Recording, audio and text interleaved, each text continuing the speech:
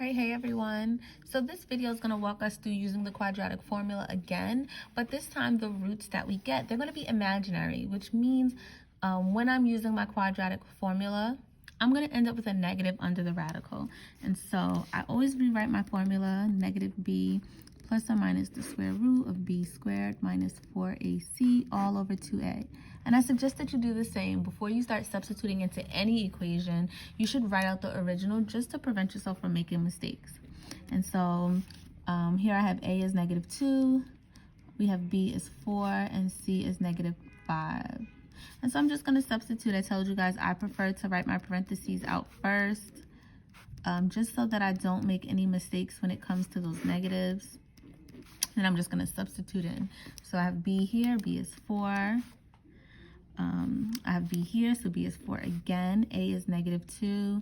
C is going to be -5. And I should already be able to tell I might get some negative here because 3 negatives make a negative. So we'll see if this term ends up being larger than this term. And then I have the a here, which is a -2.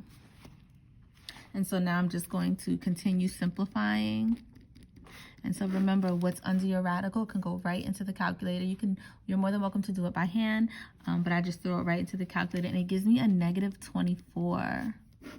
And this is all over -4. And so we know that 24 is not a perfect square, but we also know that there's a negative there. And so this is where we go back to our imaginary numbers, right? And how do we get rid of that negative from under the radical?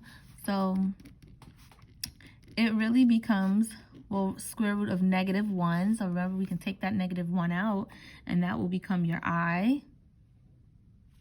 And then we still have the square root of 24. And this is not a perfect square, right? So we're going to have to do some simplifying of that radical, or at least see if we can, right? And it's all over -4. So this gives me x equals -4. Plus or minus, well, let's see what this breaks down into, right? Remember, I always goes at the end, so I know I'm going to have an I, but then I need to, from this -1, or the square root of -1, but what does this break down into? Are there two perfect squares that can give me that, I'm sorry, is there a perfect square that is a factor of the square root of 24?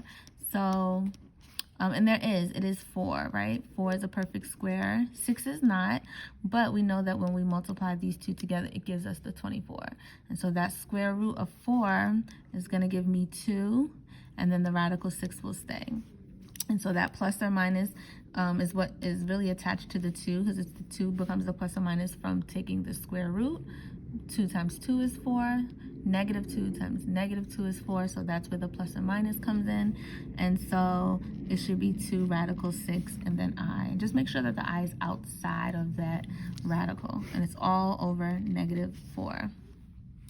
Okay, and so remember, this is division, so we have to see, well, can this -4 divide into both? And so we really kind of just need to separate it. I have -4 over -4.